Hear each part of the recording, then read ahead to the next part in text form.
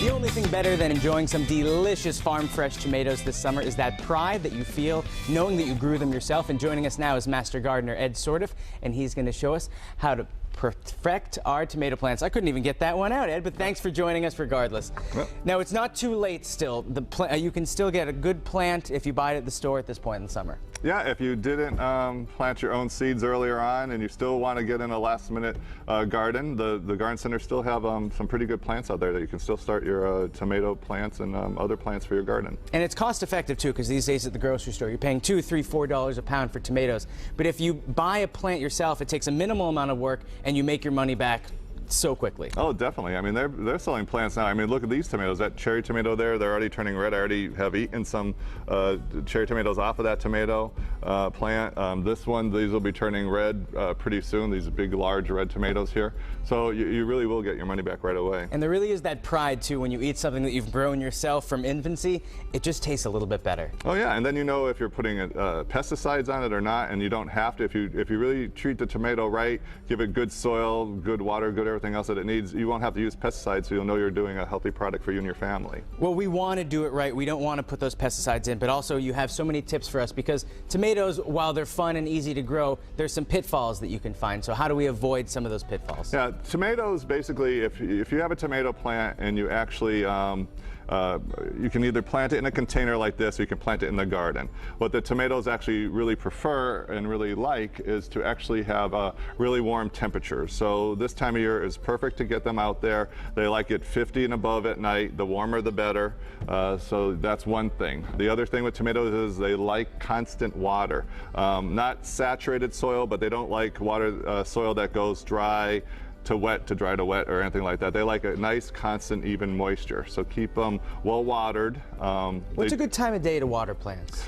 Usually they say actually in the morning, or during the day where the water can evaporate off the leaves if you get any on the leaves of your plants, because that would create a fungal situation where you can get fungus. Oh, so you don't want to get any water on the leaves? Well, especially tomatoes. Tomatoes do not like that at all, because they will be susceptible to fungus. So then let's say we're watering this. Do we want to just kind of get real low and almost cup the water?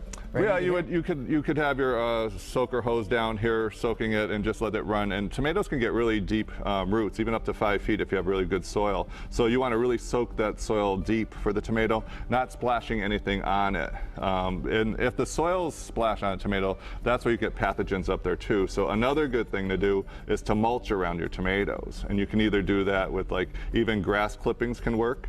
And the reason for that is to just keep that soil from splashing up on the tomato plant. You might notice if you grow tomatoes that the leaves start dying from the bottom up.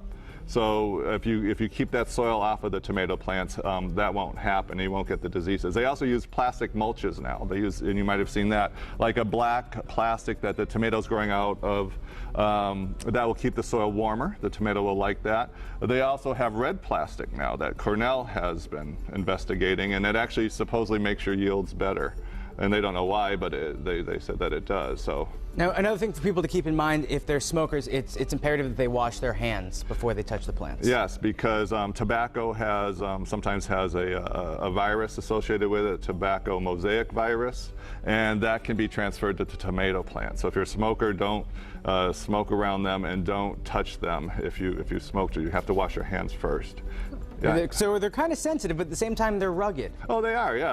I mean, I'm just telling you, like, the things that they really like and preventative things. I mean, tomatoes, as long as you're not splashing water all over them, they get really warm temperatures. They'll do fine for you. There are a few things that do happen out there that people worry about. Sometimes you'll get blossom drops, where the blossoms that will be the flowers that become the tomato fruit will fall off. And the reason for that is because the plant is undergoing some sort of stress. It might be too hot, too cold.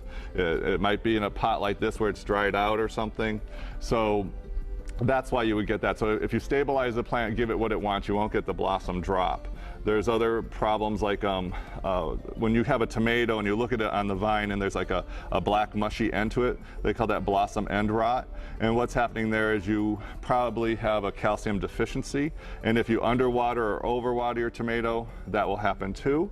You'll get that. So you You want to just keep that watering constant, and then you won't have that problem either.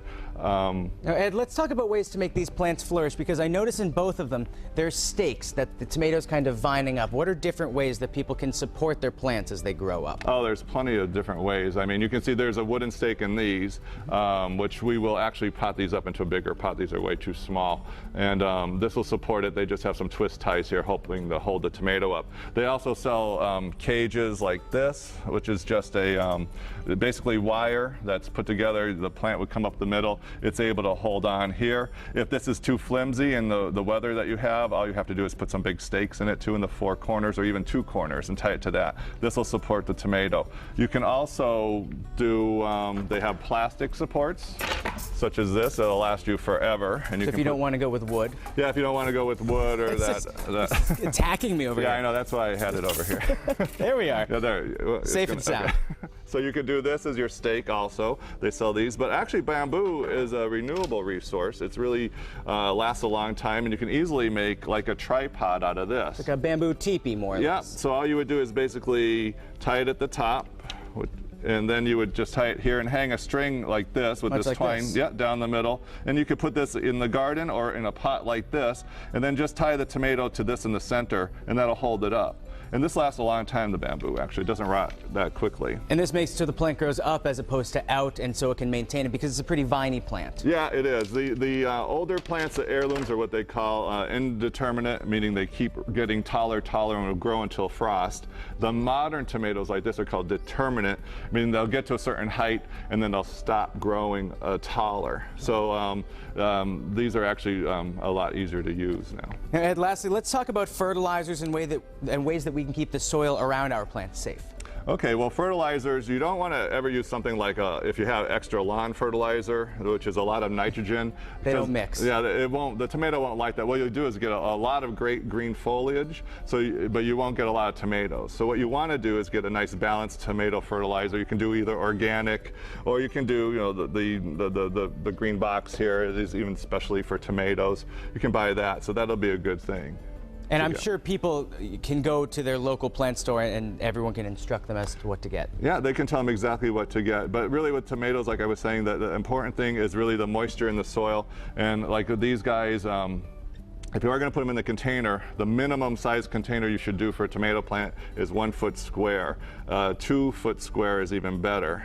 The bigger the tomato pot for the tomato, the better, because the more constant the moisture will be, and the tomato won't go through a lot of extremes. So that's a good thing to know also. Ed, these are some great tips. Thanks so much for stopping by today. I know a lot of people out there, they're growing tomatoes, so hopefully they can be bigger and safer. Yeah. And if you want more information to view these tips again, just visit us online, mymassappeal.com, later today.